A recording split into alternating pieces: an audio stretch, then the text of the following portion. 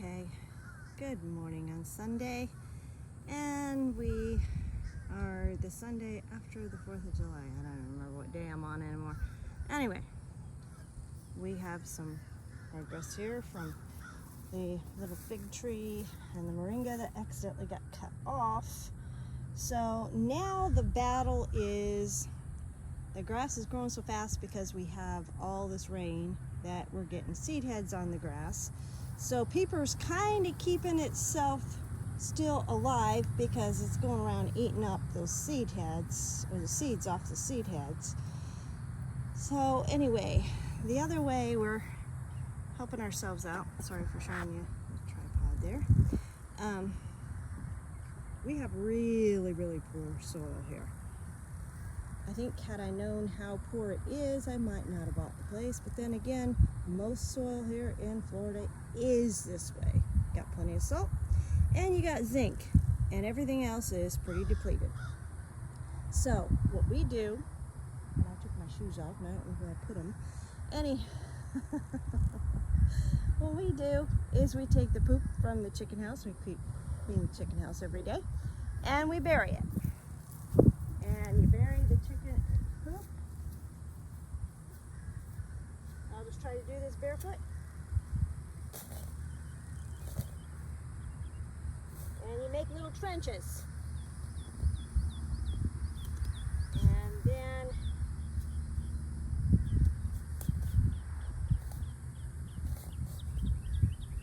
hopefully far enough down in.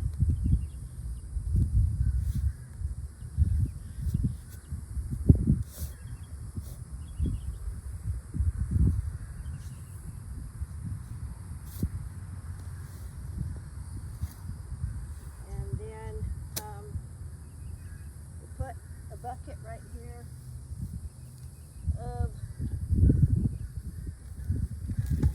poop in. I know it's not very far down there, but spread it out a little bit in this little trench that I'm in. Put the dirt back in. Try to avoid putting the grass with roots in.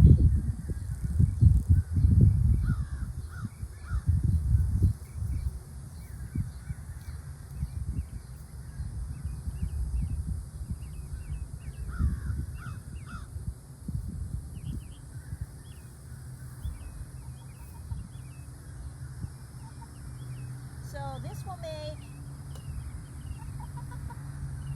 some fertilizer. This bed is not going to get planted immediately. So this poop will get to decay for a little while before it's going to be the soil that something is growing in. Hi there, Tuxie. How you doing? You gotta come supervise?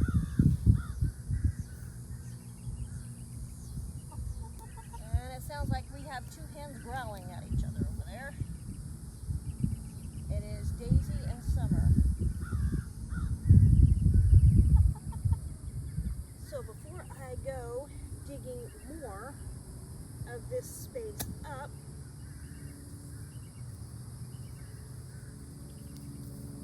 let's see what these girls are doing. What are you two fussing about?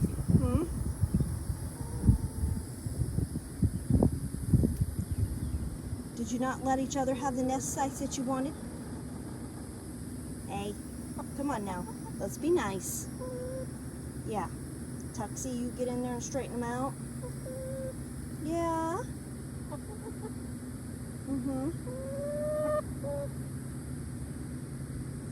Say your piece, Miss Daisy. Oh, gross. Shake your head. Yeah, that is gross. And people are just going to try to take a dust bath right there, which is fine. Now, Summer, have you got anything to say?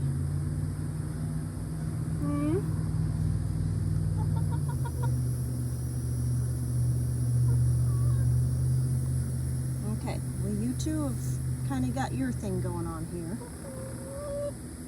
Oh, that was a growl, Summer. What's the deal? Huh? Okay, well I expect you three to work it out and be nice. And go in there and lay me some nice, wonderful eggs, because I need some nice, wonderful eggs. Yeah.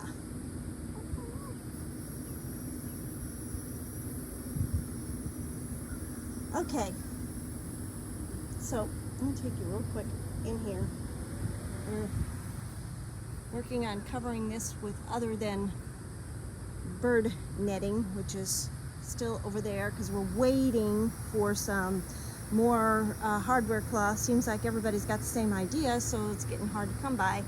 And so now we're going to put the framework over here to support the hardware cloth that we have, because as you all well know, if you've been watching my channel for a while, this is a wind tunnel, because down there through that gap in the trees where you can see that other ridge, yeah, the wind comes whistling across there and over there at the side, and yeah, so all this up here where we put the shade cloth is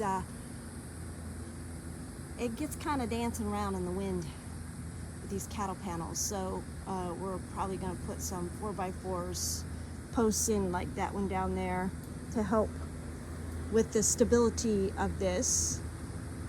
And yes, we did go ahead and we did actually buy an actual shade cloth, and water does come through it a little bit, as you can see by the moisture on the ground.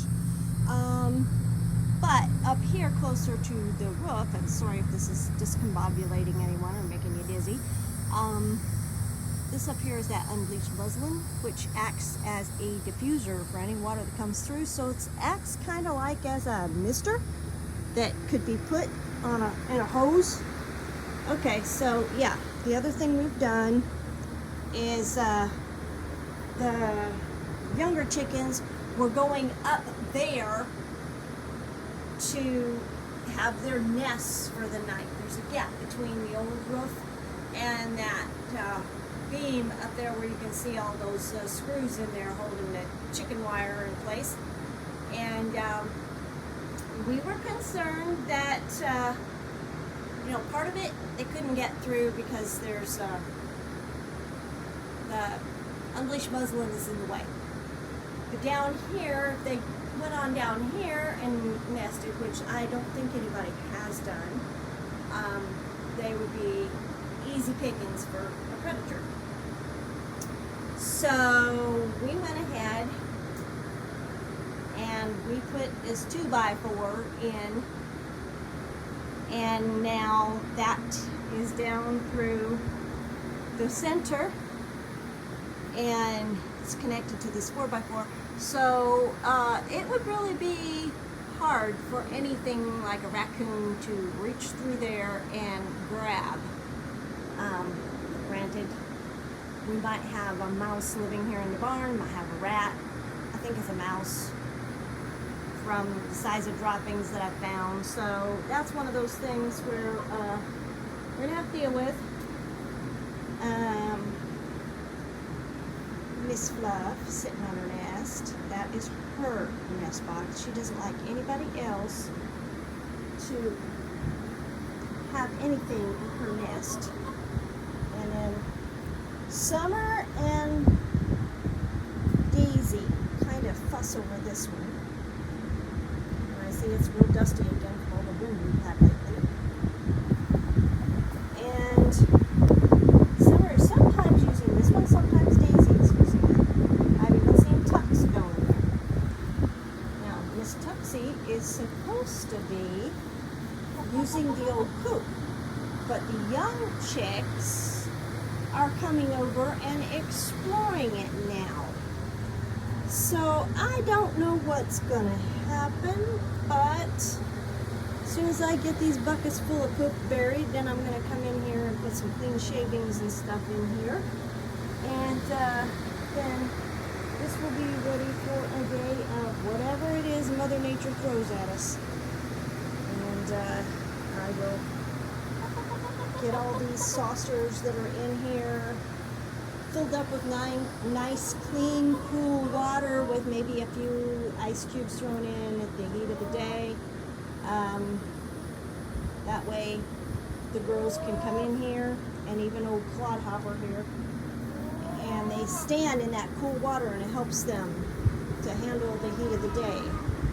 And the other thing I do is frozen milk jugs with water.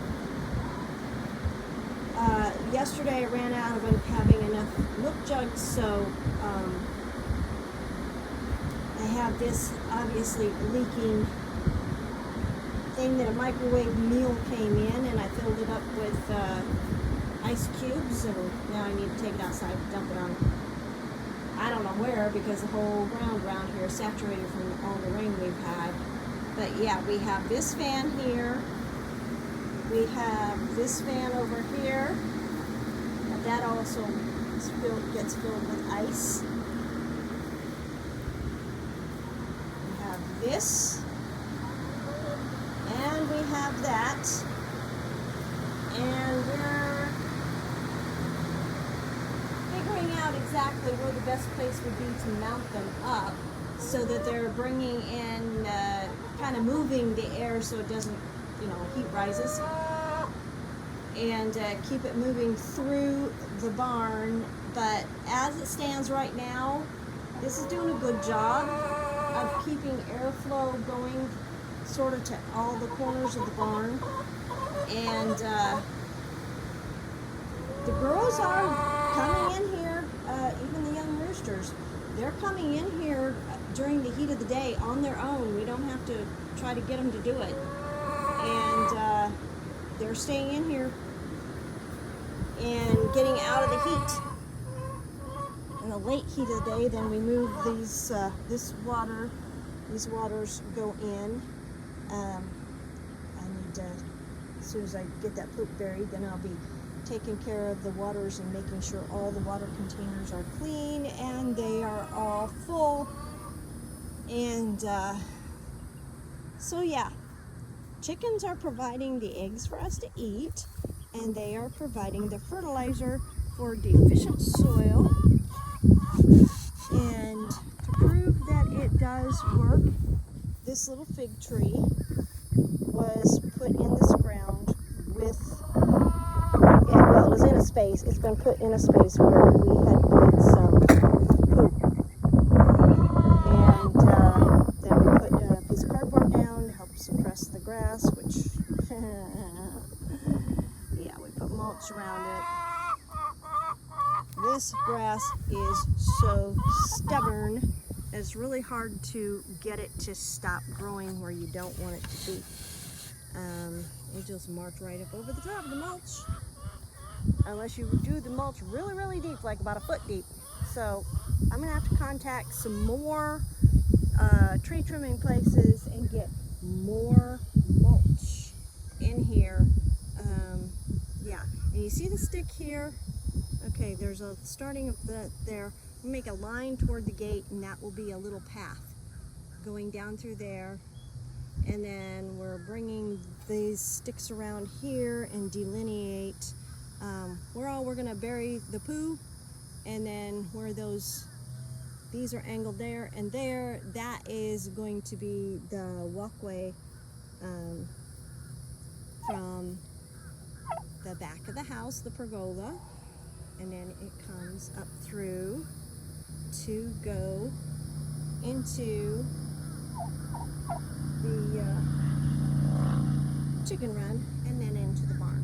So, okay, well, this has been long enough, and I don't think anybody's really that interested in it, or maybe they are, because this is definitely a use for poo.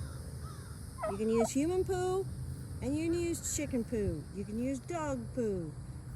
You can use any poo. Just bury it, and then leave it sit there for a little while. Put some mulch and cardboard over the top of it, and you'll have you a garden that'll last for at least a season, maybe two, of, or I would say at least about maybe, I've had luck with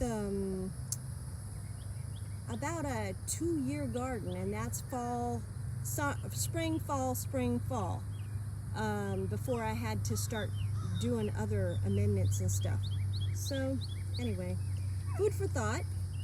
Now go outside, wiggle your toes in some dirt, and if you've got an ugly critter like that, show it some love.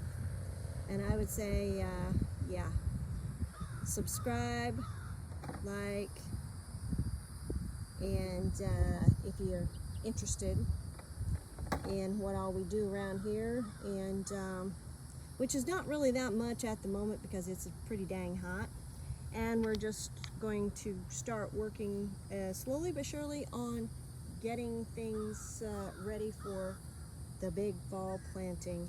I don't really know how big it's going to be, but as with most things, you know, you got to start small and you got to experiment. You got to find out what works.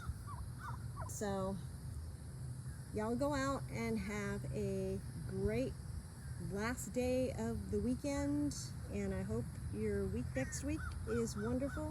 Don't know how much filming I'm going to have to do because we're going to have more storms. So alrighty, talk to you later.